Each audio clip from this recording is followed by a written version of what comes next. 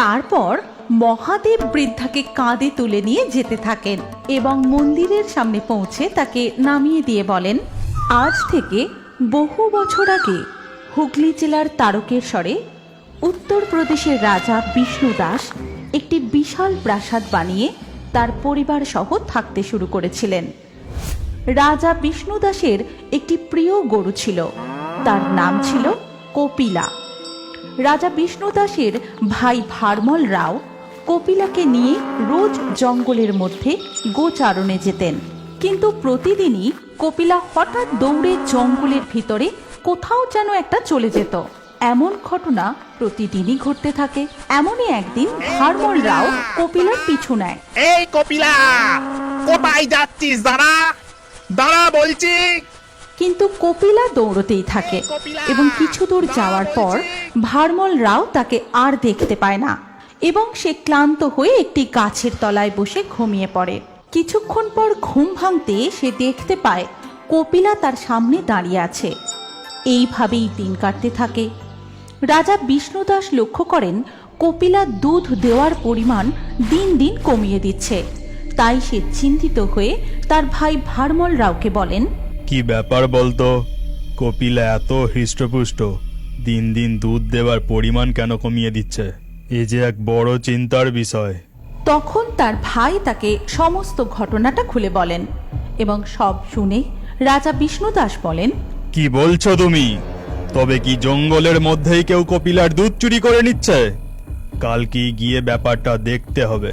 পরের দিন রাজা বিষ্ণু দাস তার কিছু সৈন্য এবং গ্রামবাসীদের নিয়ে ওই জঙ্গলের মধ্যে যান এবং সেখানে গিয়ে তিনি যা দেখতে পান তাই দেখে রাজা বাকরুদ্ধ হয়ে যান। রাজা দেখেন মাটির মধ্যে একটি অর্ধেক বেরিয়ে থাকা পাথরের সামনে দাঁড়িয়ে আছে কপিলা এবং সে ওই পাথরটির ওপর তার গোদুগ্ধ মিশ্রিত করছে। এই দৃশ্য দেখে গোটা গ্রামবাসী হতবাক হয়ে পড়ে এবং তারপর মাটি খুঁড়ে সেই পাথরটিকে তুলে আনা হয়। রাজা স্বয়ং সেই পাথরটিকে তার গৃহে নিয়ে যান এবং সেই রাত্রেই রাজা স্বপ্নে দেখেন, বিষ্ণুদাস, ওঠো বিষ্ণুদাস, ওই পবিত্র পাথরের মধ্যে স্বয়ং আমি বিরাজমান। আমি তোমাকে আদেশ করছি, তুমি এখানে আমার একটি মন্দির প্রতিষ্ঠা করবে, যার নাম হবে বাবা তারকনাথের মন্দির। আর তুমিই হবে আমার মন্দিরের প্রধান পুরোহিত। আর এই মন্দিরের নাম অনুযায়ী এই স্থানের নাম হবে তারকেশ্বর। এমন স্বপ্ন দেখে রাজার ঘুম ভেঙে যায় এবং পরের দিন থেকেই তিনি মন্দির নির্মাণের কাজ শুরু করেন। এইভাবেই প্রতিষ্ঠা হয় তারকনাথ বাবার মন্দির এবং রাজা বিষ্ণুদাস হয়ে ওঠেন ওই মন্দিরের প্রধান পুরোহিত। এরপর কেটে যায় বহু বছর। বাবা তারকনাথের মহিমার কথা ছড়িয়ে পড়ে দেশ বিদেশের নানান প্রান্তে। আজও বহু দূর দূরান্ত থেকে লক্ষ লক্ষ ভক্তগণ শ্রাবণ মাসে বাবার মাথায় জল ঢালতে আসেন তাদের মনস্কামনা পূর্ণ করতে।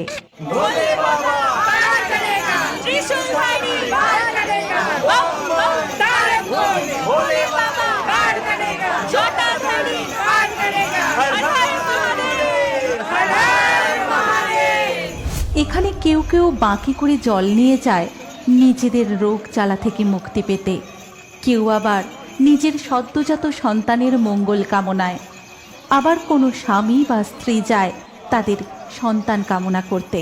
এমনই একদিন এক বৃদ্ধা কাঁধে বাঁক তুলে নিয়ে রওনা হয় বাবার মাথায় জল ঢালবে বলে। এ ভোলে বাবা পার করেগা, ত্রিশূলধারী পার করেগা। কিন্তু কিছু দূর গিয়েই বৃদ্ধা আর পা এগোতে পারেন না। তিনি রাস্তার ধারে বসে পড়েন। সেই প্রচণ্ড ভিড়ে সবাই তাকে এড়িয়ে চলে যায়। তখন বৃদ্ধা কাঁদতে কাঁদতে ভোলা বাবাকে স্মরণ করে বলেন, হে ভোলা মহেশ্বর, আমি যে আর হাঁটতে পারছি না বাবা, আমায় শক্তি দাও। তোমার মাথায় জল ঢেলে আমি দু চোখ বন্ধ করলে তবেই মুক্তি পাবো বাবা। জয় জয় ভোলা মহেশ্বরের জয়। এদিকে স্বর্গে বসে মহাদেব ও মাতা পার্বতী সমস্ত ঘটনাটা দেখেন এবং মাতা পার্বতী বলেন, স্বামী, এ আপনার কেমন লীলা? আপনার এমন পরম ভক্ত সেই কোন দূর থেকে ছুটে এসেছে আপনার মাথায় জল ঢেলে পূর্ণ অর্জন করবে বলে, আর আপনার সেই ভক্ত এত কষ্ট পাচ্ছে দেখেও আপনি যাবেন না? আমি অবশ্যই যাব পার্বতী। আমি আমার কোনো ভক্তকেই কখনো নিরাশ করি না। এই বলে মহাদেব সেখান থেকে অদৃশ্য হয়ে সেই বৃদ্ধার কাছে যান আর বলেন, বুড়িমা, ও বুড়িমা, বলি এই বয়সে তুমি কি না কাঁধে বাঁক নিয়ে বেরিয়েছো বাবার মাথায় জল ঢালবে বলে? এই বয়সে তুমি এসব পারো?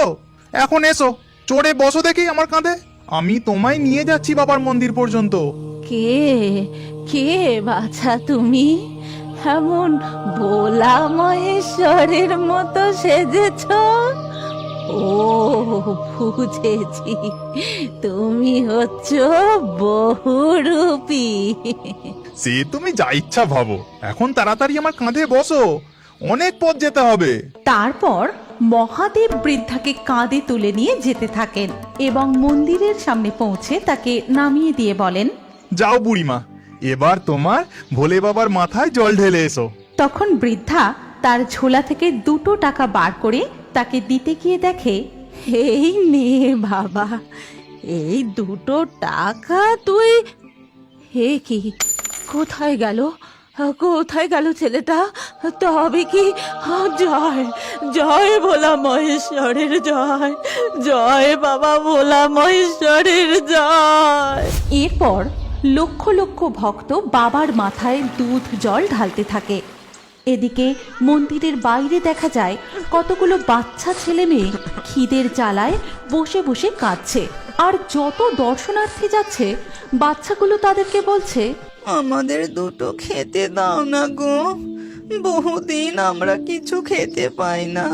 তোদের এখন কি খেতে দেবো রে? যা সরে যা বলছি, একদম আমায় ছুবি না। কোথায় না কোথায় নোংরা জায়গায় ঘুরে বেড়াস।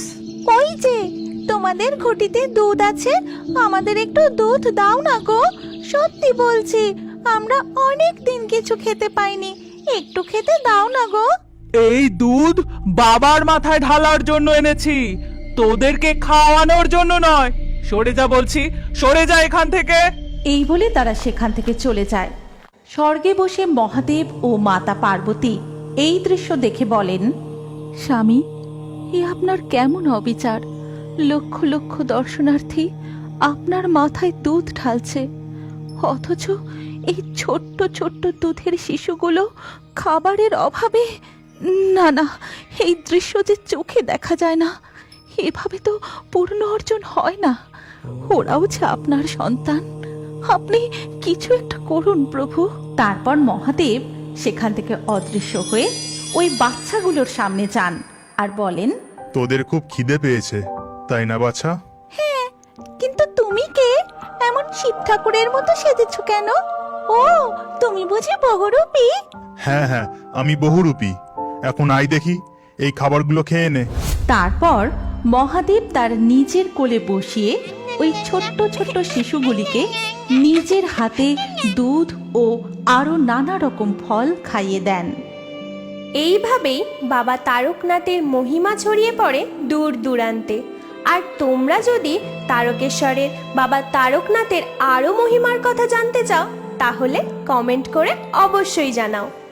এই গল্পের পরবর্তী অংশে কি হতে চলেছে আপনি কি জানতে চান?